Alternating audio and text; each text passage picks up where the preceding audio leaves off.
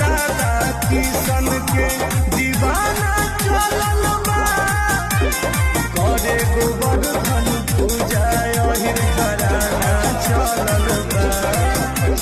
अरे गाय लेके चल रे मनोज भैया।